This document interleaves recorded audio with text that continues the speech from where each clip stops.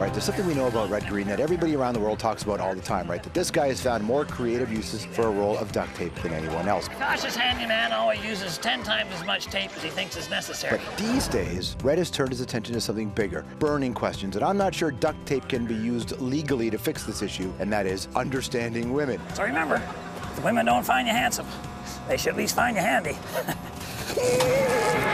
Red, a.k.a. the actor, writer Steve Smith, is, of course, one of this country's most loved television characters. His Red Green show lasted 15 seasons on Canadian TV, making it the longest-running live-action scripted comedy show in history. To give you an idea of just how devoted people were to it, back in the 90s, an astronaut from NASA took copies of the show to the Mir space station. But before Red Green, there was this. We're so lucky. Listen, honey, I'm glad you feel that way.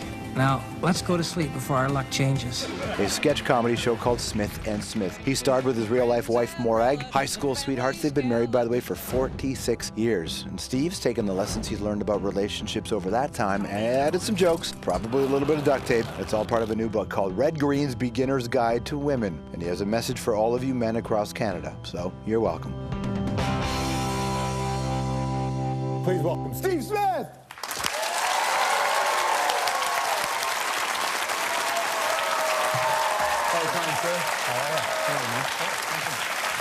Hey, bud. Well, I'm old, so if that's good, I'm good. Well, there's two ways to look at it, I suppose. One, you made it. That's good. I made it. Yeah. And I'm really appreciating being successful later in life because I don't have to sustain it for long, you know? That's true. I'm the Colonel Sanders of comedy. You're just waiting to write. You still hopefully will have a long time, don't you hope for, think? Another couple of weeks would be real good. Are you healthy? I am healthy. I'm incredibly healthy. Can't you tell? You appear to be. I look good for an older gentleman, don't you think? You're still pretty young. How old are you now? 67. There you go. That's still young. Okay, so there you go, the Red Green, the new book. Do you actually not remember anything in this book? I remember a little bit about it. I had a lot of fun writing this book. I think it's funny. The Red Green character's got to be an interesting one for you because he's a very traditional guy, and from what I understand, so are you. I am. Well, I think that's kind of Canadian. You know, I think Canadians tend to be traditional. But is that changing? I don't think so. No? No, I think we're still nice people. Look at this older clip. You were still young, you are, but watch. I chose to be a free spirit out in God's magnificence and splendor. And you chose to be a yuppie. I'm not a yuppie. Wow. Well, you know what I mean. You went the wife and kids route, or what Buster Hatfield calls the alternate lifestyle. Wow. Right? Me and Max. Yeah. Wow. I think that, I couldn't figure it out, but roughly 85, 86 in that era? Yeah, you're right on, right on. Wow. Gee, that's a young man there, isn't there? When you see that guy, what do you think? I think it's funny. Yeah. How sick am I, eh? I read my own book and laugh at it. That's sick. What do you think it is about the show that sustained? Because even though you're done doing that show and you've put it away, you still get to beat this guy. Everything about the show and my character was wrong. Always wrong. We were guys that didn't look like we should be on television, for one thing. My style of comedy probably died in August of 1954, you know? It's like I'm doing this old style stuff. I'm out on the road doing a one-man show, and I'm not angry, and I don't drop the F-bomb every 30 seconds. Right. How can I possibly have a career? And yet there's enough people out there that like that kind of stuff that they come out. So it's a miracle.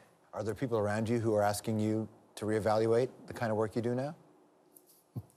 Just my wife, but that's been an ongoing situation. For quite a long time. Yeah. You know?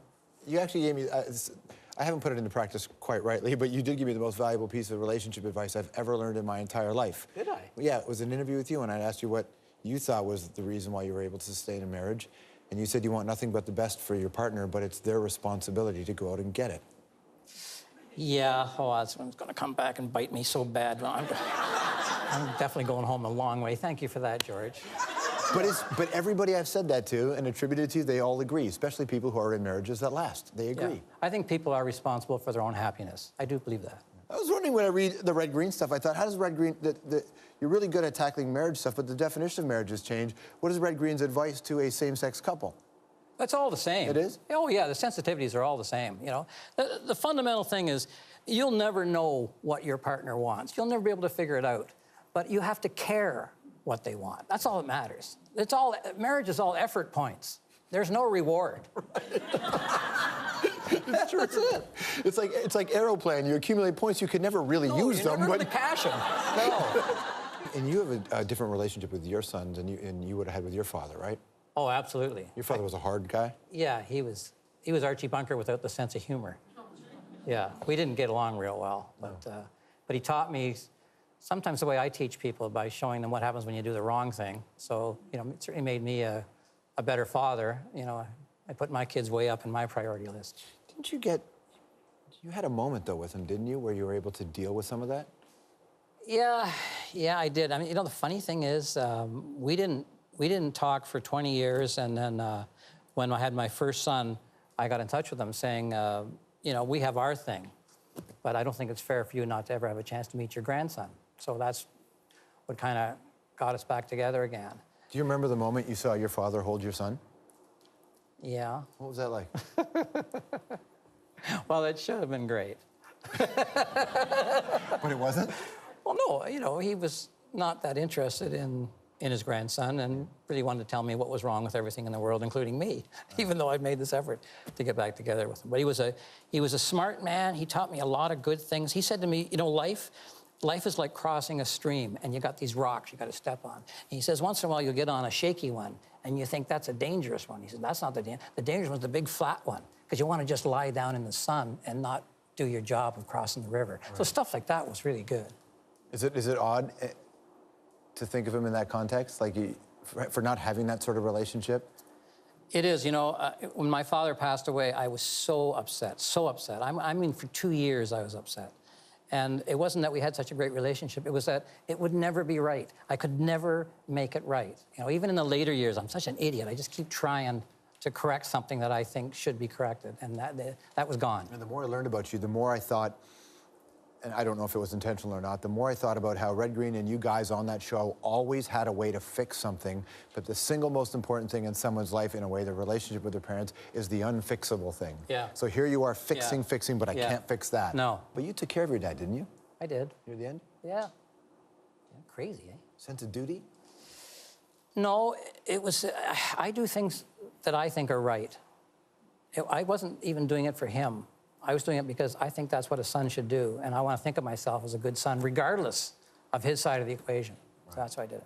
So you're traditional, but you're not really traditional. I'm not at all. You're progressive, man. I don't know. I'm anarchistic, I think. But maybe that's why Red Green worked so well and why your comedies lasted so long, because through all the loveliness, inside you're just setting fires. I am, you know. You are. Yeah. I remember watching Smith & Smith as a kid thinking, that's not a sketch show. No. Because I did, even when you played characters, I thought like I was watching an actual person on a journey. Well, it's nice of you to say that. You know, I did some shows, like one-man shows last year, and I was somewhere in the States, and about a 22 or 23-year-old guy came up to me after the show, and he said, "You make me look forward to getting old." And I thought, what a great, huh? Oh, my God. Yeah. What a great comment that was. Now, did you accept it in the moment, or did you feel the need to tell him, trust me, bro? No, it's hard. I said something like, thanks for lowering the bar, but I hugged him. Do you believe in a next life? You know, I don't want to.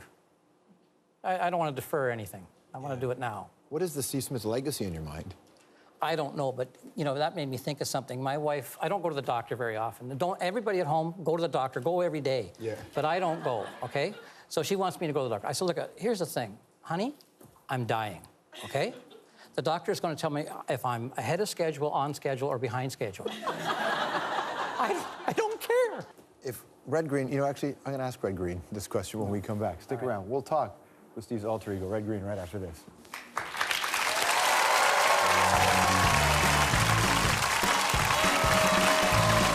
All right, relationship advice. That's right. Questions a woman should never ask a man with Red Green.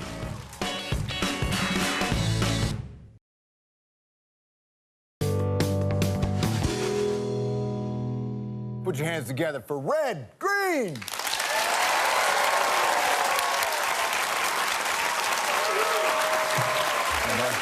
Welcome, man. Have a seat. Your beginner's guide to women. Yeah, gotta start somewhere. Is the right age to write the beginner's guide? Yeah, it's a beginner's guide because no matter how old you are, you might just be starting, if you know what I mean. Right. Yeah. What's interesting is you can drive a long way before you look at the map, you know what I mean? Had you driven a long way before you saw the map properly? Absolutely. I used to say the longest journey begins with not looking at the map. There's so much conversation out there about how to get relationships to work. You watch every magazine, see every magazine in a newsstand. Yeah. They're trying to give somebody practical advice. Do you think that the media at large is steering people in the right direction or the wrong direction? No, the media's full, you know, that stuff. Yeah. Oh, yeah. No, they're all wrong, totally wrong. The way it works in a relationship is the one who wants to do the thing least should decide how often you do it. No, think about it. Right. Golf, Right. fishing, Right. bowling, Right. other things. Other things? Right. You know what I'm saying? So So you got practical advice on how to spice up the bedroom? my wife and I just shouldn't have a baked potato, to be honest with you. Is it like a particularly fancy night when you put chives on it? Is that what it is? Oh, yeah, that could happen. The thing that gets me is the people that have separate beds. I don't get that. That's in the book. Mm-hmm. I don't understand that. To me, there's two areas in the whole world. There's my bed, and there's the rest of the world. So I don't want the person I really care about to be anywhere other than not in my bed. And, you know, opportunities come along when you least expect them. And, you know, you got to be in the right place at the right time. And a separate bed is never the right place at any time. So you're saying... I've been in bed alone many times, and nothing interesting has ever happened. So... Well, listen, a lot of women, not all, of course, but a lot take advice from magazines, which we've talked about before. So I want to run by some covers with some practical questions that many women face. All right. And I want to see what Red Green's take is on this, okay? Okay. Let's look at one right here. Let's bring it up here. Cosmo, of course, is a bastard of great advice. 4 words that seduce any man, anytime. You here right now. Absolutely true. Yeah. Next one. 5 questions no smart woman should ever ask a man. Am I your first? Am I your last? Am I your best? And then to repeat a couple, because our guys don't remember the early questions that well. Yeah. In fact, those are really the 3 that we need to avoid at all. Right? Why guys pull away? Have you got a piece of advice for somebody who really wants to pull away and doesn't know the right first move? Yeah, you need a friend to tell her. Red Green, everybody. This is the book right here. It's Beginner's Guide to Women for Men Who Don't Read Instructions. And by the way, you can see him on his Canadian tour, Red Green's How to Do Everything from the Man Who Should Know, which goes through November the 2nd. What a pleasure, man. Thank you so much. Red Green, everybody. We'll be right back.